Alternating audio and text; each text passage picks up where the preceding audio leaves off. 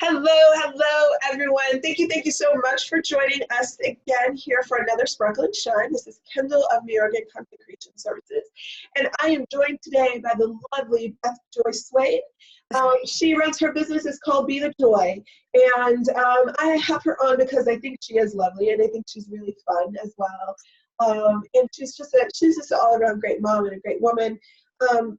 We're here for the Sparkle and Shine. Today we're going to talk about some unfolding. We're going to talk about fun. We're going to talk about sun and, running a business and being a mom and just doing all that life stuff and so on and so forth. So we're going to get started. Thank you again, Beth Joy, for being here with us. Oh my gosh, my pleasure. Yourself, and please tell us a little bit about you, a little bit about your business, what you do, and then we'll start Sparkle and Shining. Cool. Thank you so much for having me. So my name is Beth Joy. I am a mom of 6. My husband and I have a blended family. The summertime is like crazy town. We're organizing co-ed adult pickup kickball games and renovating property and juggling kids and oh, school's out for the summer, man. And have you had good weather? I know you're in Michigan. Have you had good weather? I know it's been kind of rainy up in that general area. Yeah, I mean, it's Michigan, so we get all 4 seasons within 48 hours sometimes, but we're rolling with it. That's so cool. I love the idea of organizing the co-ed soccer. I think that's really neat. Yeah, it's kickball. Oh, kickball. I don't know why I thought soccer. Yeah, kickball. Remember like when you were a kid on the playground with like the big red rubber balls? Yeah. When's the last time you played kickball? Not since I was a kid. Probably elementary school. Let's say like 5th grade to be exact. That was a really long time ago. Yep. Oh my gosh. That would be, I don't know, over 20 years ago, I think. So that's the answer I hear so often from people. And I tell you what, man, it's so much fun to play as an adult. My husband and I have been organizing the league. I've been organizing it for 10 years. He's been doing it for 8 with me, 9. It's so much fun. Yeah. It's all pickup. There's no skill required. We just hang out and play. Yeah. We just play. And it provides such a cool atmosphere for people to connect and get to know each other. I love it. Right. And but that's part of your life mission. Like with Be the Joy, your business Be the Joy, that's part of your life mission. I mean, it's in the title of not just your name, but your business. Like it's to be joyous and to be free and to have fun and be connected. So, and I know that one of the things you do in your business is you have a lot of intuitive skills and a lot of embodied skills and things like that. And so how does that kind of work in your life and your business? Like how does that actually work to help people find that joy? Oh my gosh, that's such a great question. So I have a number of different ways that I work with clients, but really it's all about helping people to connect back with themselves. I believe that we are all born whole and complete. We all have innate intuitive gifts and abilities. We all have something that lights our soul up, that brings us joy, that makes us feel alive and expansive. And that if we follow that, those are the breadcrumbs that lead us to living our most fulfilled life. Like kickball.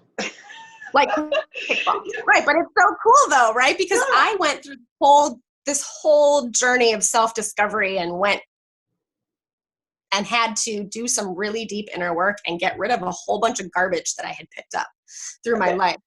And going through that process and becoming more and more of myself every day, and then to look back and say, oh my gosh, my soul work, the stuff that is the most amazing feeling, to be able to hold space for somebody and walk with them through their darkness so that they can discover their foundation, so they know who they are. It's amazing. And then to look back and say, oh my gosh, I've kind of been doing this for a really long time without realizing. Yeah. Wow. Wow. That's so cool. Yeah. I know that you have had some things that, we've talked about or I've seen on social and stuff. You've had some pretty traumatic stuff, and we don't have to go into it if you don't want to, but I know that those things really played into your wanting to, A, do your own self-discovery, and B, to really, kind of naturally, if you would, kind of guide others or help to lead others or support others or encourage others in those same sort of processes for themselves. So what was that really like? How does that really work? How does that really work? You have a blended family, you're doing kickball, you run a business, you've got 6 children at home, you have a husband at home. How does all this really work? For you to be able to guide others and still, be yourself while also knowing that you had some traumatic stuff. Yeah. Wow. Well, I did this awesome thing to myself that I think a lot of people do, where we put ourselves into this box of expectation. And we say, this is what I'm supposed to be. This is how things are supposed to happen. This is what my life is supposed to look like. These are the steps that I need to take. And so I tried really hard to live up to that expectation that I had of what life was going to be and how it was going to unfold. And for a long time, I worked really hard. I checked so many things off of that list of things that you're supposed to have and do and whatever. And I always felt like I was miserable inside. There had to be more, right? There had to be more. So it took me a long time of digging myself in a hole before I finally figured that out. Life has this amazing way of redirecting us. And often that comes in the form of feeling discontent and discomfort. But before I knew that, I tried to fill that need with all kinds, earning my worth from other people valuing me. Oh. Yeah. So I would make myself indispensable. I would put on the hat and play the role and be the very best version of whatever this person wanted from me, whether that was a significant other or an employer or my parents or whoever it was. Yeah. But I could never keep that up for very long. It was a cycle that was set up to fail because I would finally get it from them, whatever that was. And it always left me feeling empty because no one ever saw me. It wasn't really me they were valuing. It was this figment of their imagination. Yeah. I'm not going to admit, no, but I will. Yeah, I totally know it.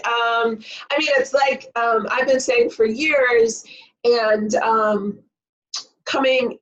been saying it for years that I'm a recovering type A because I can do those things. I can do whatever you put in front of me. Boom, boom, boom, I'll get it done. And if you validate me, it used to be, if you validate me, then great. This is good. I was empty, but I was oh, this is good. I'll keep doing the same things so I can continue to be validated. Or I would crash and burn or some combination.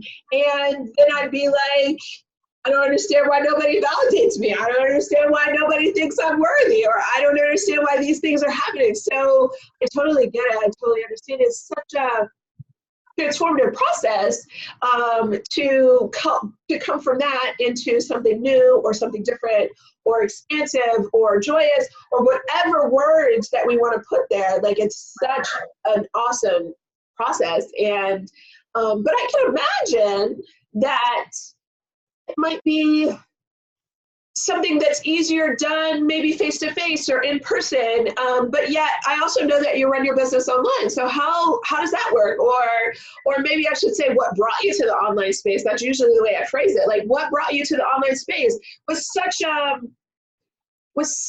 personal things? And I know that you also do energy readings and things like that when you work with people. So like, how does that really work? Like, you read somebody's energy through the waves? I don't, Well, the way that my gifts work, I am clairsentient and claircognizant. Those are my two main clair abilities. There are four broad categories of clairs, and everybody has them, right? It's part of your intuition. I have been working with mentors and leaning into my intuition for some time now, developing those abilities. I went through and completed all the way through to my Reiki Master certification, which is an amazing healing modality. So when I'm working with clients and we're doing energy readings, I would tap in and feel into their energy, invite their guides or their highest self, whatever wants to show up, and we'll do the work together, because we're all part of this same network, and working with spirit and doing this kind of stuff is so much fun. So much fun, because your higher self already is the version of you that exists without your ego, right? Your most fully expressed, not held back, like all the way light, soul on a mission self. Yeah. And the hardest part of being human, and the thing that I help my clients so much with, is to shed those layers that are their ego, those things that are keeping them stuck, that is part of their programming that they've adopted.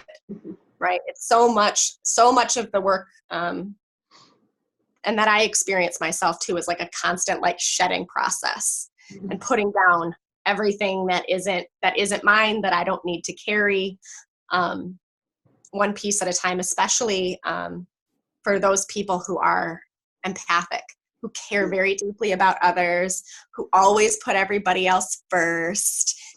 As a mom, oh my gosh. Yeah. Right? Everybody else first. But when we live that way, like we're depleting ourselves. So I keep my cup full.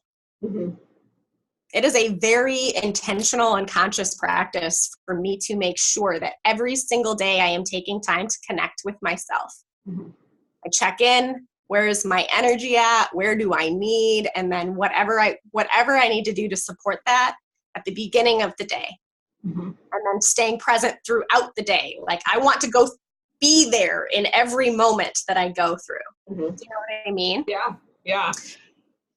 And with that many kids and all of this other stuff going on, the internet is amazing, because here I am in my home, my kids in the other room taking a nap, and boom. And this is the same space where I meet with my clients too, not having to travel, not having to have a brick and mortar over my head, gives me the ability to serve people at such a deep level, and do it from anywhere. So it's amazing. That is truly cool. And I have to say, I don't know what to say. Like, I know what to say, but I don't know. What I hear, or some language that I've seen online, and even language that sometimes I use myself, are things like, when you talk about shedding or helping somebody to identify those things that are not their full self, or not their higher self, or higher being, or their true self, or whatever language somebody wants to use. Right. And looking at things like fears or blocks, or you said, like programming, or some people use like mindset is a big word these days. And I so totally know that. And then I have this background in, like some of the viewers know, like I have a background in social work because sometimes I say that. And as a social worker, that's also what I needed to help people to do, usually for very like basic need kind of stuff. Like, okay, we need to work on this so that you can like work a job consistently. Or, you know, people who had mental health concerns or something. Okay, so we need to work on this so that you can get to your mental health, and you know, and just different things like that. And so I know what it's like to be like alongside people, and to just kind of be there sometimes, watch them grow themselves. But for you to have tapped into your own, you know, embodied knowledge and skills and abilities that you've been given, for you to tap into that to also help to guide that, not just to watch it, or to help support that, not just to watch it, and to encourage people to keep tapping. It's sort of like, and then I also love how you said that one of the things that you take as your primary, if you would, as a person, as a woman, as a mom, is that you check with yourself and you stay in that place throughout the day so that your cup stays full. You know, being a mom myself, my cup is depleted really quickly sometimes, like, you know, really, really quickly. And, you know, like just yesterday, was it yesterday? I think it was yesterday. I caught myself saying to a couple of my kids, I was like, you guys always want your needs addressed first, but I need you to pick up the floor, and you're not picking up the floor with your toys. So until you pick up the floor, I cannot help you with your needs. You know, There and you go. that was like, that was a little harsh, but there was a part of me that was like, but I'm teaching them that they have to watch for other people as well. It's not just about them. Yes, they're little, and yes, they're in that mind frame of being selfish because that's what we are when we're young. And there's a lot of good reason for us to be like that when we're young, but we also need to learn this balance. And so I love the way you just sort of highlighted that as another piece of it. So when I think about unfolding, and when I think about, like, this month is June and so summer has started, like you said, your kids are out of school, and I think about people going and doing more fun things or trying to, and I think about the sun in many places coming up and sort of opening up in the world, nature in terms of the world sort of opening, and people sort of going along with that. But isn't that also kind of like something that can happen all the time? Or, like, for instance, you know, you run Be the Joy business where you help people to get to these places that we talked about. But isn't that kind of the point, is to always be unfolding and always to find the sunshine, even when it's, you know, 10 degrees outside or less, and everything's ice, and, you know, like all the trees are brown and like leafless, and like, is that part of it? Or like, tell me how you help people to keep this up, because I feel like it's much easier for most people. I don't care if you have, you know, seasonal affective or anything like that. I feel like it's so much easier for people to follow the seasons. But isn't there a way that we can follow the seasons and also still continue to unfold? Absolutely. Absolutely. I love that you brought the seasons into it, because one of the ways that our society has us so messed up is that expectation that it should always be sunshine and rainbows all the time. And so as a result, we look at when it's cold and when it's dark and when when it's not optimal, and we label that as bad. Mm-hmm. And the thing is, it's not. It's a natural part of the cycle. We as human beings who cannot help but be connected with what's happening in the nature around us are cyclical beings. Mm-hmm. We move through phases all the time. Sometimes we feel really quiet and we don't want to be around people. Sometimes we can't get enough of the people. You know, everything is cyclical, and none of that is bad and none of it is wrong. So when you stop fighting that and resisting and pushing against the things that are dark or, you know, aren't sunshine, when you stop pushing it away, it makes it so much easier to just keep rolling. So your peace isn't affected by, you know, am I going through a hard time right now? You're like, no, this is an opportunity. I'm going to handle this. Let's go. Mm-hmm. And your peace, you're solid. Do you know what I mean? Yeah. Yeah. And I think there's so much value in that. I think there's so much value in people being able to find these places within themselves and not so much with what's outside of us, whether that be the business that we run or whether we even run a business, whether it be, you know, the degree that we hold or the job that we hold or the spouse that we have, or, but I also know this to be such a struggle, like on a personal level, this is such a struggle. I mean, I have children too, and they're young still, and yeah, they like, actually, I have one child, kangaroo girl, right, who is still pretty young, and she depletes me physically. You know, she is still nursing, so she actually depletes me physically. And there's a piece to that where earlier on, you know, when she was an infant and needed to deplete me often, it's, you know, there was something different about that. And then she hits a certain age. Right now she's 13 months. And so she depletes me differently, but still often enough.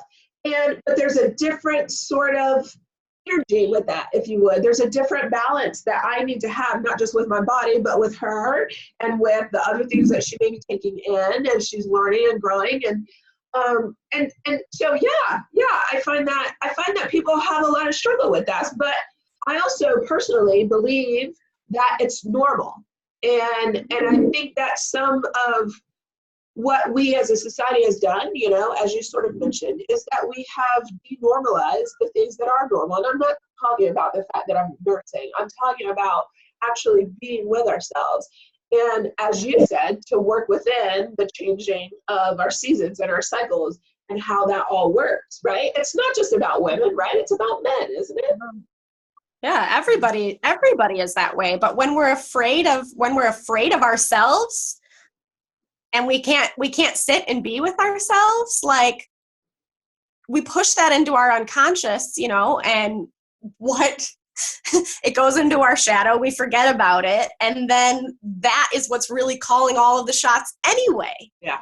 You have this whole big piece of yourself that you're not even acknowledging. And that is most of us are walking around that way. And so, but what's a way, like just one quick tip or one easy tip or something that you find with a lot of the clients you work, what's one way to sort of stay closer to that? Like, what's one thing that somebody could do that's relatively practical? Yeah. Oh, I love that. So it's really simple. It's really simple. When your mind is telling you how complicated it needs to be and that you need this super special secret formula that blah, blah, blah, blah, blah, like, if it's complicated, that's your mind. So just don't, because it's not complicated. The easiest way that we can do that, to stay in touch with ourselves throughout the day, is just to be all the way in your body. Mm-hmm. For a second and close your eyes and see if you can feel your fingers without moving your hand. Can you feel that they're there and their aliveness? And then move to another part of your body. And can you feel that? And can you feel the aliveness that's there? And that field that stretches around your entire body. If you get all the way in your body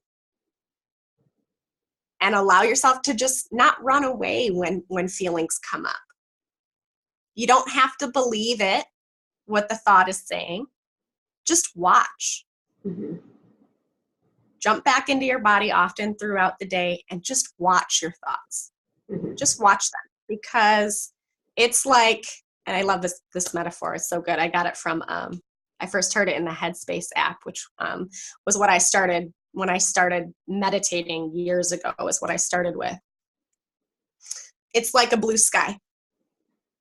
The sky is there.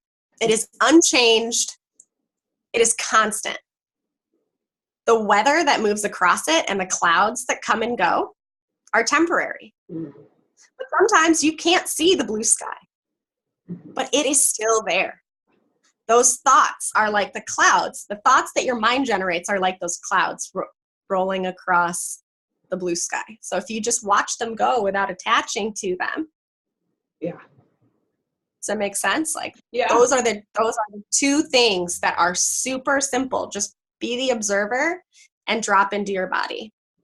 And you will learn so much that way. I have to tell you, I love that. And I love that for lots of reasons, right? So I've always been like somebody who likes to journal and stuff like that. And I got away from it for a number of years. We won't go into it, but I've been back at it now for almost a whole year. And as a daily practice or near daily practice. But I also, I'll tell you, I'll tell everybody, I used to actually shy away from the term meditate. And I used to think it was like, oh, I don't know how to do that. Oh, I can't do that. Oh, that's not my thing. Sort of like, it was a trigger word, sort of like the word pray or prayer. Those used to be really, really big trigger words for me. And here's what's so funny, and also why I brought up pray as a trigger word, is that about a year ago, I started to go to a Quaker meeting house. So it's, some people call it the Religious Society of Friends. I think technically it's the Religious Society of Friends, but really they're Quakers, right? They're not quite Amish, but they're Quakers. And, but there's an aspect of Quakerism which was built on the part of the foundation is silence. And so silent worship or silent, however you want to say that. And really it's that tapping in. And it's so funny because the first time I went, I had been to some other self-help type stuff, but the first time I went, I immediately was like, this is like this self-help thing that I used to be in, where part of what we tried to teach ourselves and to support each other was to be quiet and to be still and for that to be okay. And lo and behold, 6 months or so ago, I started meditating. I use actually the Insight app, but I've heard about the Headspace app as being a really good one, but I use the Insight one. And I've also heard of Calm being a pretty good one too. But that whole meditation thing is like, can I say amazeballs? Like, I don't usually say a word like that, but it is. Just the other day, I noticed I've gotten much better at noticing the clouds or the thoughts. And just the other day, I was trying to tap into higher self, different self, future self, however you want to call it. And she showed up. And you know what my first thought was, and my first body reaction was to back away and close up and to be scared. And I was like, oh no. And I spent the rest of my meditation time, it was just a few more minutes, but I spent the rest of my time vacillating between it's okay to go there and it's okay to be afraid. And it's okay to go there and it's okay to be afraid. And then I went to journal time. And there was my bigger self, my higher self, whatever you want to call it. And she was telling me who she was. And she was also telling me that I am her and that she is me.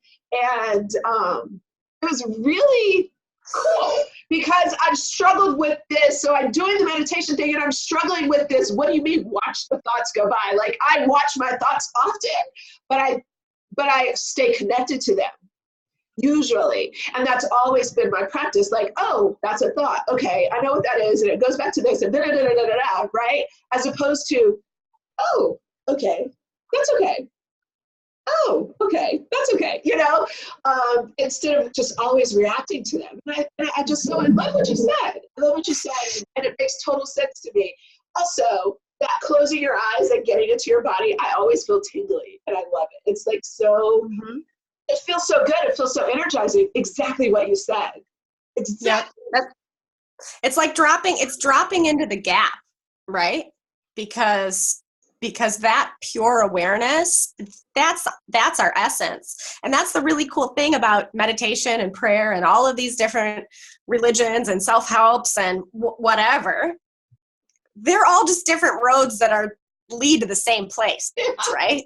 Yeah. So it's so much better when we stop listening to everybody else's methods for doing everything and allow us to follow ourselves, to follow your heart, because you already know what's up in there. Yep. Your soul already knows why you're here and what the mission is. So when we can listen to that guidance and follow our joy, it's so much easier, because then we don't have to worry about all this extra whatever. Like, cool, that works for you. That's awesome. I'm happy that, man, there is meditation for everybody. Yeah. Most forms of prayer are a form of meditation. Yeah. I was trained in TM 2 years and a half ago or so, and it's been amazing. And there are so many different avenues for people to be able to connect with themselves. Like, there is no one way. There's no one right way to do anything. There is what is best for you. And isn't that like the best piece? Isn't that really the beginning of the unfolding, is to recognize that there is no such thing as one way. There is no, whether it be business, motherhood, wifehood, womanhood, personhood, spirituality, whatever, journaling, meditation, there is no one way. The way you cut your grass, or, have some, like the way your lawn is cared for, there's no one way. There is. And isn't that the beginning, sort of the unfolding? I mean, do you see that with clients and stuff? Did you see that with yourself? I know that's true for me. Yeah. Oh, it totally is. It totally is, because once you realize that and you acknowledge it and it clicks in like all the way, then you also stop holding other people to that expectation that they should be doing anything any certain way. Yeah. And I don't know about you, but my perfectionist, control freak self loves when other people will just wishes. All my ego's favorite thing to do is tell me how everybody else should be doing stuff. You know what I mean? But I can put that down because it's not my place. And it's so much freedom to acknowledge that what's true for me, and knowing that my heart is the only one that can lead me, is the same thing that's true for other people. So it allows so much of the fluff to just so easily fall away. Yeah. I remember, this is like a funny story, but I remember this was a few years ago. Now things aren't, anyway, this doesn't happen often, but I remember one time a few years back, I said to my husband was like, he like asked, like, what can I do to help with whatever it was, right? Something having to do with running the household. And the laundry really needed to be folded and put away. And I had always done that until we had kids. And, and then I did it when we had one kid. And then we had 2 kids at the time. And I was like, okay, I need some help. But good for you. Yeah, I really needed that recovery type. And yeah, it's a burden. I remember he was like, what can I do to help? And I said, it would really be helpful if you could do the clothes sometimes. Like, I can wash them, fold them, wash them, dry them, whatever. But if the basket's been sitting there for a couple of days, I really kind of need some help with it. Obviously, I'm struggling. And so he was like, okay. But then his follow-up was, but I'm not going to do it your way. And I remember I had this really distinct moment of like true clarity where I was like, it doesn't matter. He's like, oh, but I like the way you fold my t-shirts. You were folding them before we met. I'm sure that you can fold them the way that you did before. I can show you how I do it. It's really very simple. And he was like, oh, this is easy. Yeah. So do it however you want. Just get it done. And like my kids, I used to try to, actually this is more recent with the laundry. I used to, with the boys who are now 6 and 3.5, I used to fold their stuff and tell them put it in their drawer. Like that was their way of helping, is to put it in their drawer. Okay, so I'd fold it, and before they got down the hall to the drawer, it was all unfolded. It was falling all over the place. And I would be like, oh my God, can't just do the clothes properly. Yep. And then I said, but wait a second, even if they're in the drawer proper, they make a mess when they go to get dressed. So now I just make piles. Here's your shirt, here's your underwear, like, go handle it. And it's so cool to just release that. A, it takes less time. B, I'm less frustrated, I'm less stressed, and I feel less like I'm trying to live up to, as you said earlier, live up to this expectation or this standard that I've either been taught or that I tried to fit myself into because I thought there was a right way to do the clothes, to do the laundry. Like, it's okay if I wash a load of clothes and they don't get put away for 2 weeks, because as long as everybody has underwear, then I'm pretty good. Yeah. Oh my God. You have a household of 7, well, 8, counting yourself. So I'm not even going to ask about your laundry story. Girl, that drives me crazy with the toddler's clothes too. I'm like, you needed to, because my youngest 2 are 4 and 3. Okay, so why is it that when they get dressed, they have to pull every single shirt out of the drawer? Like all of them. Why? Why do you have to do that? But don't they leave them on the floor? Oh. But where is the balance? So where is the balance that we find? Let's talk to the mom specifically about this laundry thing. I mean, all families, right? So I don't care if it's a dad, but where's that balance of, because some people I've heard are like, oh, but everybody has their way. Okay, the clothes on the floor is not okay with me. It sounds like it's not okay with you. So give us something, like, how do we balance that? Like, everybody has a way. Also, our job is to help teach. Also, everybody has a way. And my way is things not to be on the floor. So, like, give us just, like, I know you're not like a parent coach necessarily, but this is about parenting. This is an example of how to do these small tweaks throughout our life. So give us another one of those. You gave us a really good big one that I think everybody can relate to and that we can all teach and share and hold space for one another. But give us something like super practical that makes it concrete for people. Oh man, and especially when dealing with kids, because I'm not a parent coach, but I do have a lot of experience. My oldest is about to turn 16, so I'm some years into this journey. Especially when it comes to parenting, there is a difference between having standards and causing ourselves stress. There's 2 different things, right? Because my kids are expected to do their chores and clean up after themselves, and and these are life skills that I'm also teaching them that they are going to need in their lives. But this is the standard where you're at. So I just hold them to that standard. And I don't have to get upset when they haven't done it, because that's an opportunity for them to learn every single time. The taking the stress on is an unconscious choice that we make. It only causes us stress if we choose that it's going to. Does that make sense? Yeah. So I will just call my kids back on repeat to come fix whatever it is that wasn't done, because it's not just, I need you to wipe the table. I need the table to be clean. That's the point. So if it's not clean, I'm going to call you back. And if you don't want to do it properly, then you're just going to come back a whole bunch of times and keep repeating it. And that's kind of how the universe handles me with my bullshit. So, and then when then there's times, man, where they test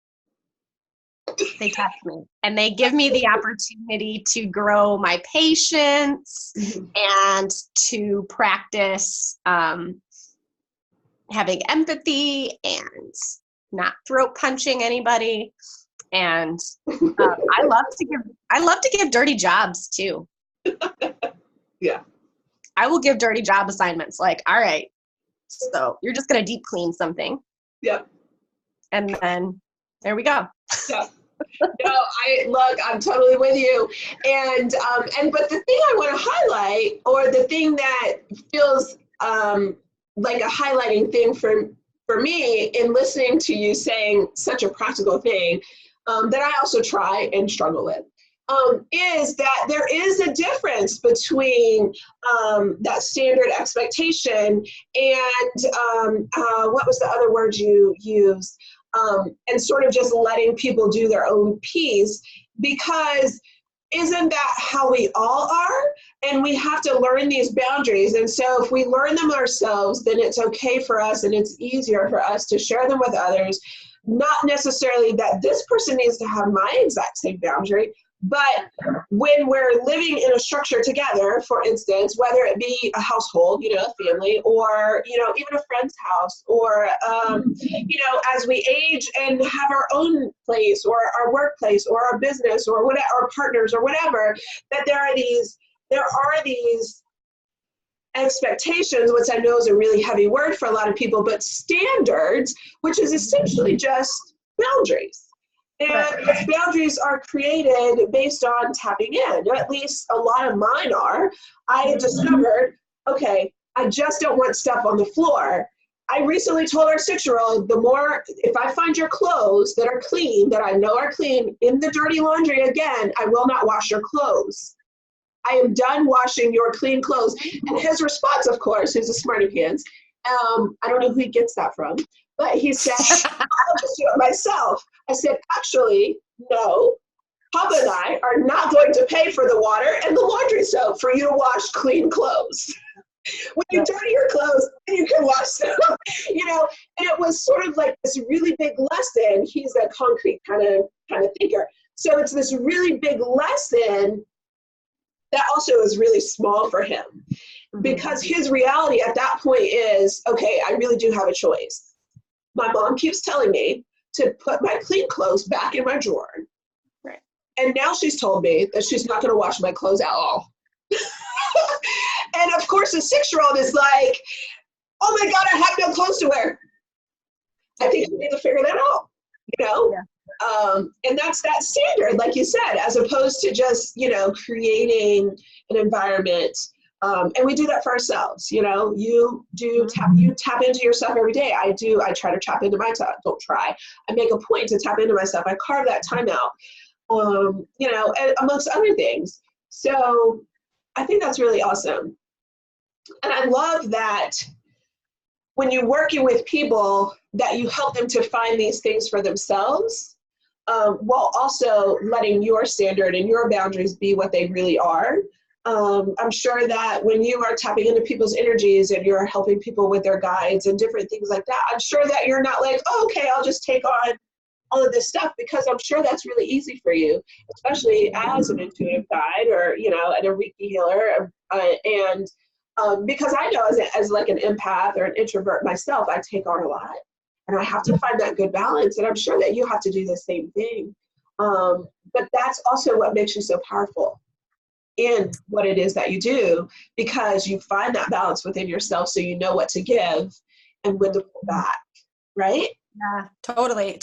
And that's cool that you bring up boundaries too, because that's like one of the things that I always am coming back to and teaching is loving boundaries, because I don't think that you necessarily, all right. No, let me get my words together here. We all have this energetic bubble, right? That we were feeling a little bit ago. This is our space. So everything that's inside of that is yours, and everything on the outside edge isn't. We love to go outside of ourselves and find a whole bunch of stuff to pick up and try to fix and carry and da-da-da-da-da-da-da and all of this stuff, and then we bring it back with us. And every time we do that, we're picking up an anchor, essentially, right? And man, that's so much of my work is identifying like what's mine and what isn't, and let me put it down. Let me put it down, because I cannot operate at my highest capacity. I cannot serve my clients the way that they need to be served and show up for them if I'm wasting my time worrying about all the stuff that's none of my business. because the path for everybody unfolds just as it's supposed to. I don't know what somebody else is what their life mission is, or, what's happening with them, but I know that I can trust the universe to guide them through that, just like it guides me. Mm-hmm. Every step is like, they're good. They're good. I don't have to worry about that. Yeah. I don't have to carry that burden.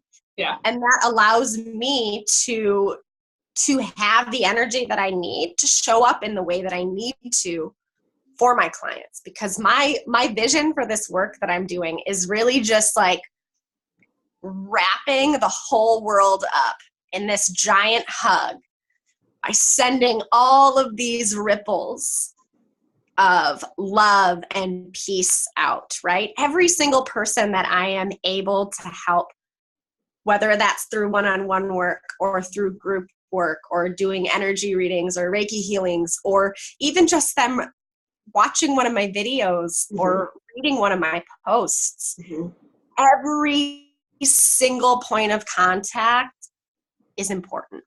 I'm going to just wrap the whole world in the biggest hug that I can. No, and that's awesome and incredible. And also a really good segue into what I call the Starlight round of questions. I know we're coming up on the end of our interview here, but I have these Starlight round of questions. I think they're pretty simple and surface, but they also have this deep element. The only caveat, there's only 3, and the only caveat is you have to answer with the first thing that comes up. There's no editing. Okay. Do not self-edit, because I will pick up on it and I will catch you. I try to not do that as much as possible anyway. Right. All right, let's do it. I'm ready. Okay. All right. So let's go. All right. We are going to start with, what is your biggest life or business challenge right now? How would you like to see that change, and how can we help you? My biggest challenge right now is execution, because I'm kind of a project manager essentially for a number of different projects that need to be completed, with construction repairs I have to do to the house I'm living in, stuff that has happened in the property that we're working on, kickball games, children, meals, all of those things. So that is the biggest challenge, but I'm kind of looking forward to it because I get to be very big picture focused, and I get to practice asking for lots and lots of help. I get to practice not expecting myself to do everything, but helping to delegate that and find the right people to be able to make sure everything is accomplished without me turning into a giant stress ball. Yeah, I can see that. We have construction going on in our house right now, and it is our kitchen, and it is the countertop in our kitchen. And I love the project, and I love working on the project. We are entering 3 weeks without a kitchen countertop.